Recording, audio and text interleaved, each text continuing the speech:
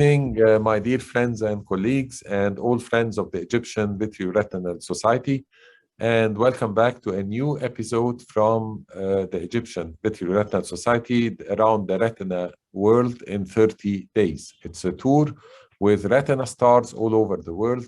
These are icons of vitreoretinal surgery, and we are going to know their journey, how they became what they are now, and their achievements. And also, we are going to shed light on their social part and extra medicinal activity, as we say. So our guest today is a special one, is a special guest on the personal level because he is a dear friend, and also on the professional level because he had a long journey from his country to another country in Europe. My guest today is Dr. Ernesto Bali. He is the head of the ophthalmology department at the Chirac Eye Hospital in Brussels, and also the founder of the Brussels Retina Meeting. And Dr. Ernesto Bali is a very talented vitreoretinal surgeon, and he's very well known in Europe and has many patients coming from all over Europe. Recently, we had a common patient, and he told me how so many patients came from different countries just to see Ernesto Bali. Welcome, Ernesto, to our program. Thank you very much, Shani. Yes, this is a big honor that you're giving me, my friend. Thank you. Thank you, Ernesto. Ernesto, if I may ask you to share your screen to see the social part, and while you're showing us, I'm going to post some questions as well. Can you please kindly share your screen? So let me thank you, the Egyptian Vitreoretinal Society, because among all the societies that we have been invited in Europe and all over the world, the Egyptian friends, they keep a very personal touch in the invitations and the way they organize their meetings. So we don't just have a meeting, transfers, hotels, we have a personal interaction, we have family life, we go out together to your homes and your clubs, which we enjoyed very much. Our family enjoys it too. We are hosted, and it's really a great pleasure to come back to Egypt. We hope that this COVID goes away and we can meet each other personally again. Definitely. So my heart really is with the Egyptian Vitreoretinal Society, and it's one of the meetings I always love to go. Thank you, Ernesto. It was a pleasure to have you with us, and we look forward to having you again. Anyway, big honor you're giving me. I don't know if I really deserve this, but... You do, for sure. So tell us, where were you born, Ernesto, and your journey from Italy to Brussels? Yes, so I was born in this magnificent city of Naples, which is very lively, and in a very peculiar time of Naples history, because it was a time where Maradona were playing there, and everything was around the football club.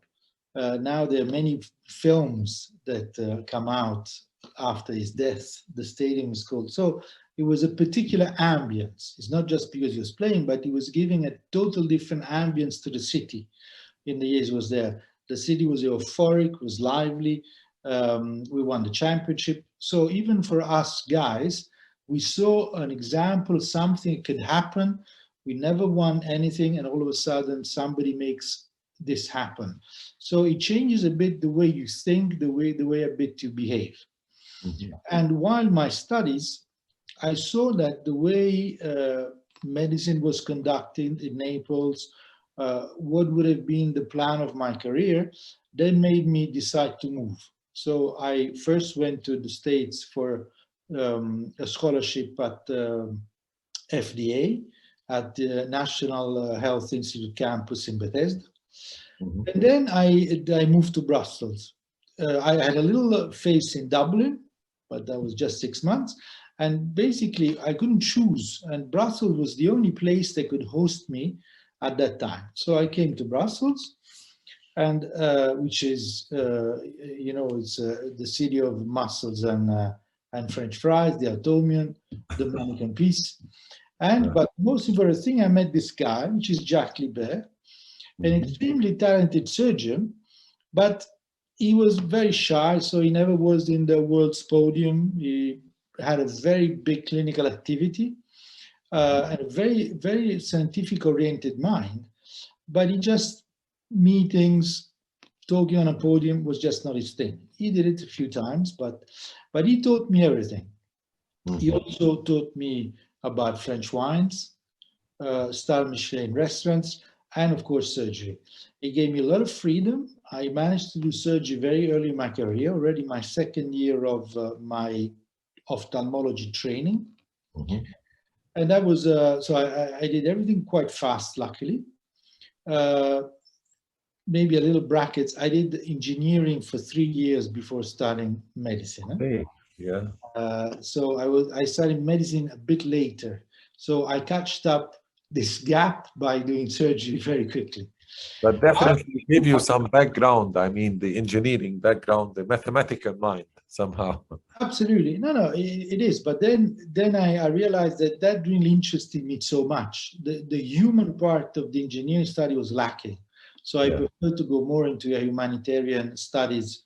And I wanted to become a manager, an organizer. But then I learned that you can do that also in medicine.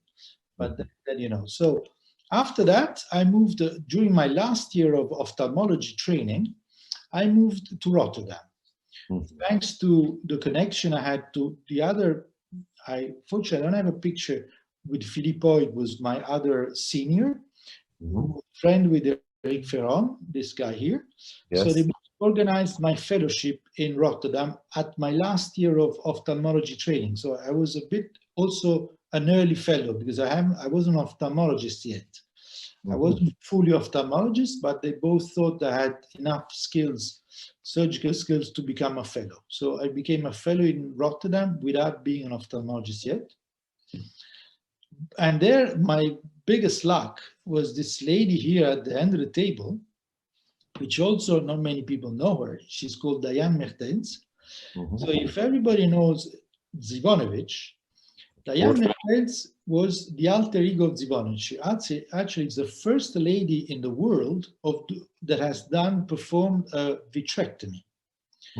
So there are a lot of fathers of vitrectomy: Maschermer, Zivanovic, Steve Charles, many others. Sorry if I forget somebody. But Diane Mertens is for sure the first lady, the mother of vitrectomy. So she did vitrectomies even before Zivanovic. She put silicone oil in the eye even before Zivanovic. And so she was a super skilled surgeon, very calm, and she was sitting next to me during the whole programs. So chatting away, and she gave me huge confidence. But of course, it was just not only her. There was Jan Vermeers. Also, there's been the president of Uretina here. He was also the senior. He was the head. He was the head of the vitreoretina department. And Ed Pepperkamp here, which also was a great surgeon. He did a lot of work in diabetic retinopathy. And here also Peter Ringens, who also became the president. My luck is that he became the president of the Dutch ophthalmologists. So he was a lot on the phone and a lot of organizing stuff, and I was doing the surgery. Yeah. So just pop in and see everything was and go back to his political work, which for me was perfect. I really got a perfect year because last fellow of Diane, so Diane basically delegated to me all the surgery. Eric Ferron, I hope he doesn't mind, we're like big brother. He preferred to sleep late in the morning. So I would go in and do the surgery and then he would come. Ed Pepperkamp also, he was in a phase of his career that he could hand out stuff. So it was really a super moment to be there. And so this was the real moment of starting vitreoretinal surgery for Ernesto. Yeah, exactly. No, there I really got a lot of volume. I did start in Brussels. I did surgery on my own. Yes. But I didn't have access, for example, to macular surgery because it was a bit delicate. We don't have the visual system as today. So giving me macular surgery patients, which were sort of elective in Brussels, was difficult. Yes. While detachment, diabetes, a bit of out of emergencies, that would be easier. Yes. But I was doing a lot of surgeries on my own in Brussels. So going to Rotterdam with these big guys looking over my shoulders and difficult cases, PDRs, it gave me a huge confidence for the whole year. I did around 350 surgeries during a year. I was doing every day 5-6 surgeries from Monday to Friday. Yes. So that gave me a boost in the experience, in the confidence. in the technology, and I was really, I couldn't have was a winning the lotto. I mean, the Okay. lottery, I preferred to do that year than winning the lottery. That was really great for me. Okay. Before we move to the next slide, one question I have in mind. What are the reasons you moved from Italy to Brussels? What's the difference in practice? That is a very good question. You know, Italy is a very doing it. It's not really okay. Let me be very honest here. Italy is not meritocratic. Mm-hmm. And so you do your career by following somebody that is willing to teach you, but is not sure. And it's not like, okay, you're good, I'll let you do. There's a lot of things, a lot of politics involved. And I had the luck to know this because my mother was a professor at university, and I saw what was going on. So instead of knowing, saying, okay, but I'm in a good spot, I can get where I want, I thought, no, because I know everything was involved, I know what it takes, and I didn't like it. I wanted it had to be my own merits, and not because I was part of a system.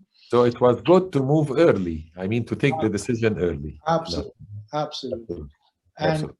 you know, my mom's colleagues, the dean of the faculty, were saying, "Okay, but let's call." I said, "No, guys, you're not going to call anybody. I'm going to go on my own." Yes, you're going to go on your own. Yes, I'm going to go on my own. Don't worry, I can do it. It's fine. So, for example, and the other thing is that I different freedom, because, and we all know, I mean, you know, a lot of Italians that live in Italy, the career is way slower. So you get True. to the point 15 years later. Yes. That's why you saw Fabrizio, my fellow, is here now. For the Yes. same reasons. Yes. Yes. So this is the big reasons why This is the main I reason. wanted freedom. I want to be on my own. I want to do my own steps. I knew it was going to be more difficult, and my plan was not to stay in Brussels. Yes. My plan was to move, just stay in Brussels because I had to, but to move to London. Well, I didn't speak French when I arrived. Yes. Jacques Libert changed my opinions, and I stayed. Okay. Your next move. Let us go to the next slide and see about Brussels Retina meeting. Yes. So the other move I did is when I came back from Rotterdam, I quickly moved from the university hospital to it's not private practice, it doesn't exist here, but a bit more personalized, oriented medicine. Still a public hospital paid by the government, but the relationship between doctors and the hospital is a bit different, more personalized. And to make it simple, we could think it's a private practice, but it's not actually a private practice. So in this group called Chirec, which I moved, so I left the university hospital, moved to the Chirec, which I built the department slowly. And so we had a little clinic at the beginning, then we moved, we had other clinics around us. And today I fusioned all these clinics. We built this hospital that you see there in 2017. Of course, I only built the department of ophthalmology in the hospital, but I was really, designing with the architects, where to put the operating room, how the flow of the patient is moving around. And it's a big luck and a great experience for an ophthalmologist to be able to do that. So today I can build an ophthalmology clinic wherever you want in the world. And today it's the biggest ophthalmology department of the country. I can see that. It's a huge hospital. And we visited this hospital during the Brussels Retina meeting. It's really amazing, very modern facility and equipped with the best equipment. And the Brussels Retina meeting was really a great success. And we are looking forward to having it by the end of this year again.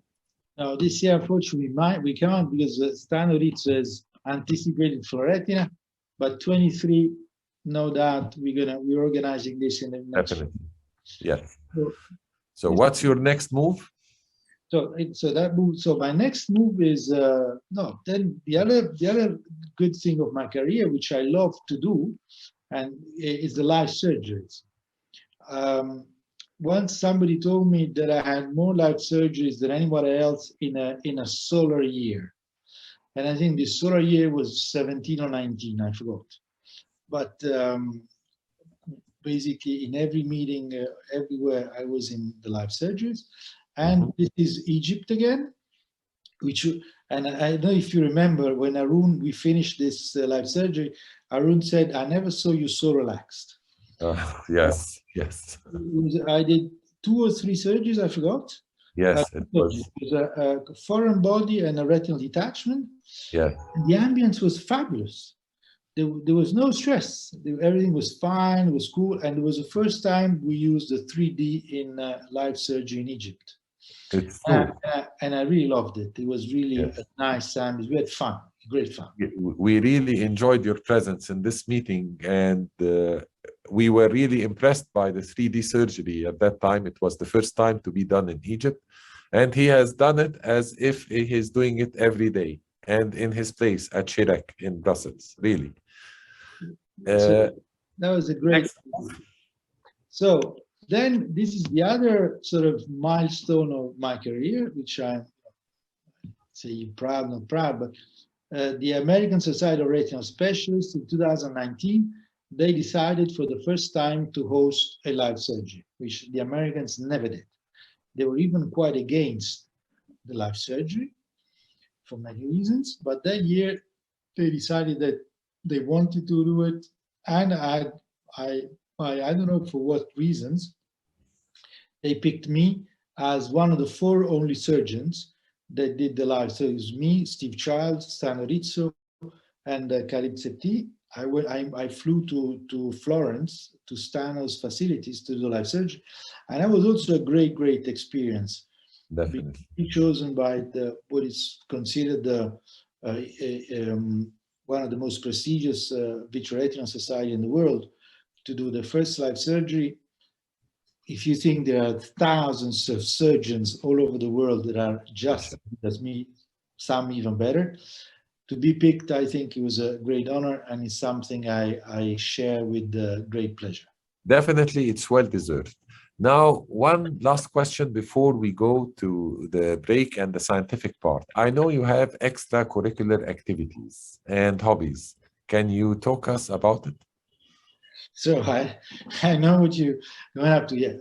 One of my biggest activity is cooking, and which I enjoy very much. And this will also made the bond with Jacques Libert, which we share this passion together. We often cook together, tasting wine together, and this is a great passion. It relaxes me. Coming home, cooking just for the family, even every day. When we finish here, I'm going to go to the kitchen and prepare the dinner for the kids. I just enjoy it. Well, I remember when we had lunch together in Cairo, he left the table and got inside the kitchen with the cooks inside, asking them about the ingredients, and the owners of the place were impressed. Maybe they thought they were having an inspection from Michelin or something like that. Now we ended the social part with Ernesto, and we have known him more in depth on the personal level. We're going for a short break, and we will be back with a scientific presentation with Ernesto about retinal detachment surgery. Stay with us.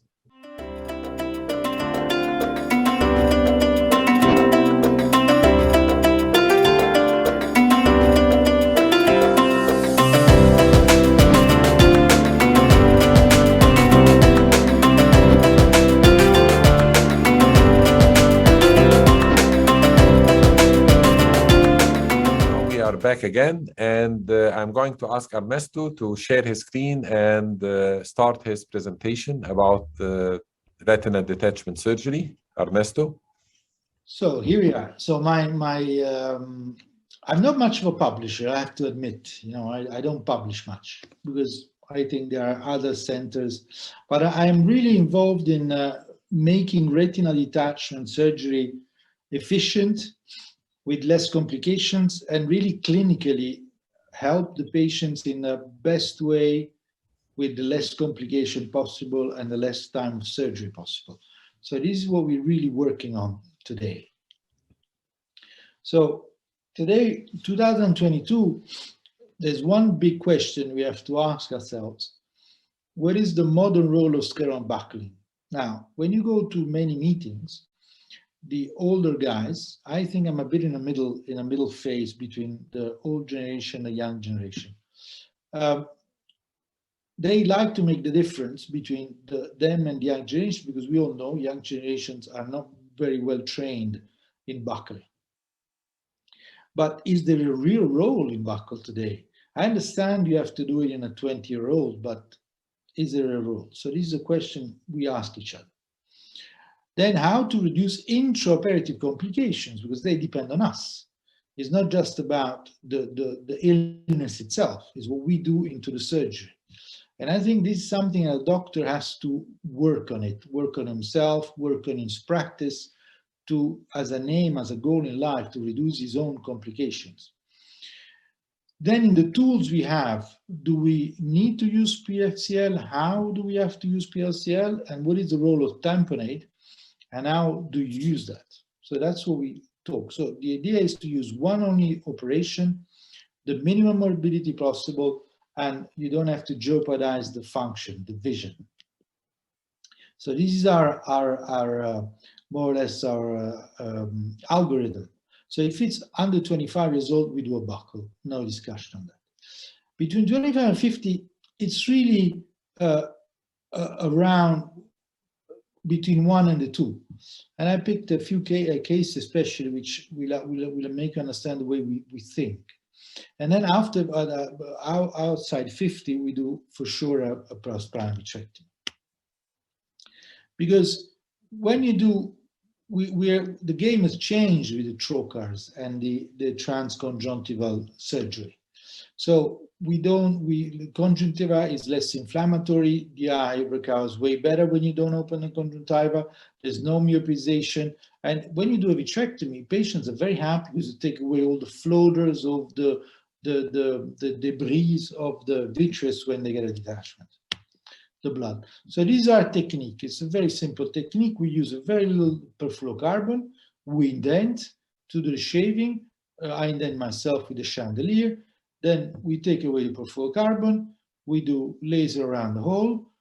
Sometimes we do 360, and we leave the patient under air. We do the laser under air. That's it. Very straightforward technique. We don't do one day one thing, one day another thing. No, we do this all the time. So this is a lady. She's 28-year-old. She's a medical student. She studied in, I think she studied in a European country, I don't know where. As you said, they come a bit from all over the world, these patients. And she had a year-long-standing retinitis because she couldn't travel. So she developed PVR. She developed submacular PVR. As you see here, these strands that really go under the fovea here. And so we took this patient out of surgery. As you know, I do in the PVR cases, I do a combined surgery, and I put this lens, which is called the bag in the lens. So I do a posterior capsulorhexis for every combined procedures.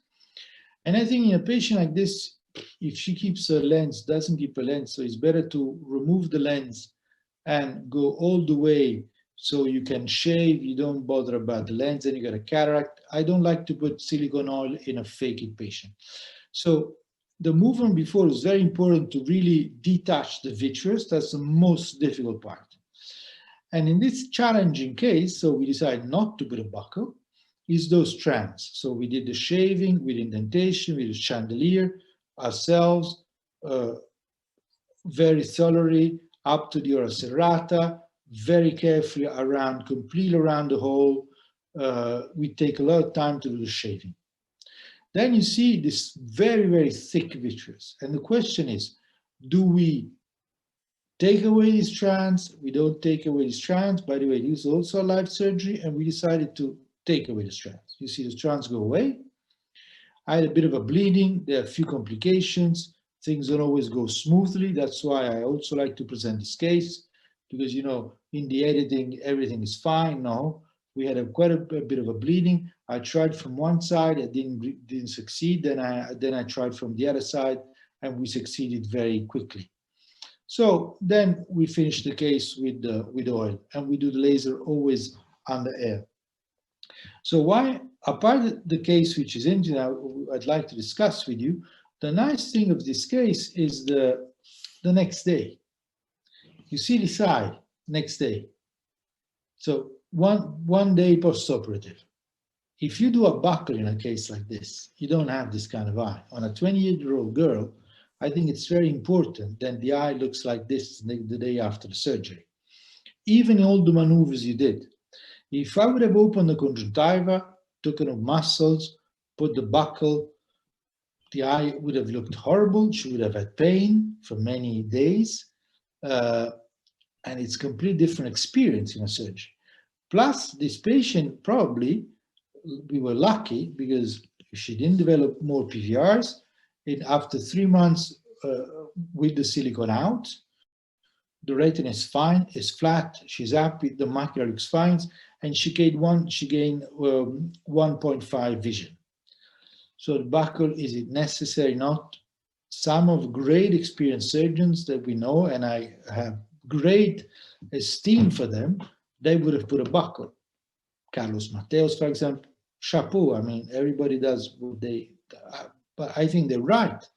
It's a philosophy almost, to buckle or not to buckle. So this is a case I like to share.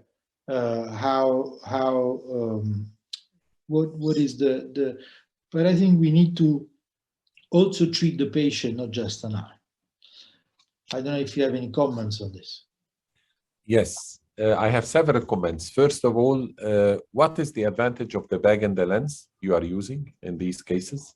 The big advantage is that the anterior segment, even if you have to do 10 surgeries, stays beautiful. Mm-hmm. You don't have synechia, you don't have inflammation, the pupil dilates all the time. I have some Italian patients come here, and then I meet the Italian doctors that do the follow-up. And in the beginning, they come to me, and the patient says, you did the surgery 6 times, but the anterior segment is fine. Are you sure? I said, yes, because with that lens, you do 10 times surgery for PVR, and the anterior segment stays beautiful. And this is, for me, it's a non-turn back. And technically is not that difficult. Fabrizio already learned it in a few steps. Alexandra Singh, my other fellow, learned in a few steps. It's not difficult. Not that difficult. No. And do you ever combine a buckle with vitrectomy? No. No. Okay, no. Because some surgeons also do a buckle with, even in pediatric population? I don't do many pediatrics anymore. No, but no, I really, I didn't, the last time I buckled a patient was in 2006 or 7, maybe 8, don't remember. Yes. But since we started transconjunctival, the trocar systems, which I think was in 2004 or 5. Mm-hmm. I don't remember when the exactly, but I think it's around. It was Jean Dewan in 1999 who started the transconjunctival vitrectomy, the 25 gauge. Yes. At that time, and then Klaus Eckert introduced the 23 gauge later, which is very strange that you start with the smaller and go with the bigger later. But that is always the engine you have behind. And I remember, I mean, Klaus is somebody I really admire, but he was not in favor of chokers. I remember a meeting. He said, "I close in 7 minutes. I open and close in 7 minutes. I don't need chokers." But then he developed the 23 gauge. And it worked very well, and I like it. I mean, I was one of the early adopters. Mm-hmm. Very expensive. We had to a bit jungle to make it work. Yes. But then I never buckled anymore. I do retinectomies if necessary, but I don't buckle anymore. Okay, it's a great case, really. I mean, really amazing. So we have another case, or? Yeah, so the other things we think about is how to use perfluorocarbon. Mm-hmm. So use it. So if you use it, you can get these complications, which is a nightmare. Mhm. And the bubble always gets behind the fovea. So this is how we do it. Because this what happens is when you fill up the perfluorocarbon up to the end, then and you indent, then you leave your indentation, it creates a depression under the retina. And that depression sucks the little bubble that you don't even see. And because it's behind the decalene, you don't see it anymore. So this is what happens. So we never fill the eye above the perfluorocarbon. Even in the case you saw before, quite complicated, we only kept perfluorocarbon on the posterior pole.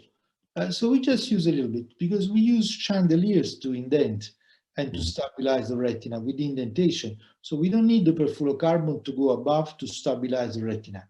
We stabilize ourselves with indentation. So this is the case. Look, there's still vitreous here. Perfluorocarbon is under. I'm under air. I indent. Under air, the retina is fine. It doesn't move. So we maybe need to put a little bit more just to do the drainage, so that we make this sandwich. And this is a trauma case, by the way. Oops, sorry. This is a trauma case. Anyway, this is the way we do it. And do you shave under air? Do you shave the vitreous under air? Sometimes it can happen. Even under air, the retina doesn't move. So it's fine. Here we're shaving under air because I saw that with the drainage, I left a bit of vitreous. Yes. So we put a bit of perfluorocarbon, we drain, we make this sandwich technique. So the liquid can only come into your child's and can't go below. So you have quite a flat, dry retina. To do your lasers always under air. We do the laser, which is nice. It's a really nice technique and safe technique also to avoid the subretinal TFC bubbles. Absolutely, yes. It's a nightmare. You do everything fine, then next day you look and there is this. So it's safe, it's controlled, as you said, avoids complication. Surgery is even faster because we have less perfluorocarbon. It's quicker to take it out, and we have the same success rate of by filling it up to the top. So this Excellent. is so the other concept we try to develop is we don't use any tamponade gas anymore. We just use air as a tamponade. Because for what you see before, if you take away all the tractions, then you don't need the expansion. Before we need the expansion because some liquid would stay. We wouldn't drain them much. Liquids to stay, so we need the expansion to help the RPE to absorb the residual liquid which was behind the retina. If you take away all the tractions, you drain, the retina is more or less dry. We know it's not completely dry. So the expansion mechanism of the SF6 or the C3F8 is not really necessary. So that's what we did. We moved the paradigm. We looked at all our cases, and basically our success rate didn't change. Even at air, we have a primary success rate of 85%. So we moved down to but unfortunately, I'm sorry, I have to apologize. This slide is not the best slide, but if you're interested, we published this year. We have 200 and more cases that we have published. Unfortunately, this nobody's perfect. This old table chart has slipped in this presentation. But yes. We look on the PubMed, and this paper has been published last year. We have a very large series of more than 200 cases treated only with air. And since, I think, 2016, 17, I forgot now, we are not using SF6 or C3F8 anymore. And even in cases with multiple retinal breaks, different buttons, only air. Even with inferior breaks. Yes, that's very nice. It's a very nice idea to dispense of air and to dispense of gas and use air instead. Really nice, Ernesto. Yeah, the patient is happier. This is going to be my presentation at the Retina World Congress in May. The patient is happier because after 5-6 days, the hair goes away. Yes. So instead of 10 to 15 with SFCs. Yes. If the retina is flat, you don't need to after 2 days, 24 to 48 hours, the laser scars are done. So you don't need, you just need the air to keep the movement of the liquid inside the eye for that little period of 24 to 48 hours. Well, definitely it's going to be more popular, this technique, in the future. I know some surgeons as well who do the same and use air instead of SF6. And definitely your publication will encourage many more to use it. Next slide. Well, this is what what is our that it's just a simple technique. It's safer. We have as good as primary success rate with SF6. So there's quicker visual recovery. You don't need to position the patient that much.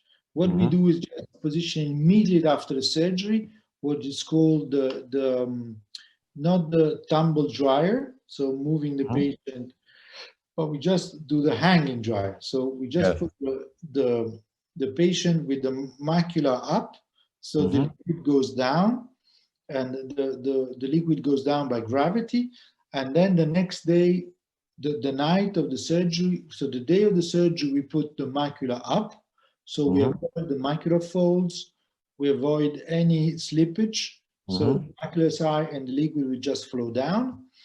And the night of the surgery, we put the hole up, wherever it is. And if it's inferior, we let the patient placked on, or even on a side, because it doesn't matter. Even if the hole is at 6 o'clock, because we only need 24 to 48 hours, even if it's on the side, even at 6 o'clock, we have enough tamponade for 2 days, even if it's just air. Okay. Excellent technique as well. And it's cheaper. Definitely. Costs nothing. So, next. And I think that's it, and I thank you very much. Well, Ernesto, I mean, we really enjoyed this talk together, and definitely all fans of the Egyptian Vitreoretinal Society will watch this episode and learn from it, learn from your journey and how you moved from Italy, despite all the challenges, to another country, and learn also from your technique in retinal detachment surgery. Thank you very much, dear Ernesto. And we come to the end of the meeting.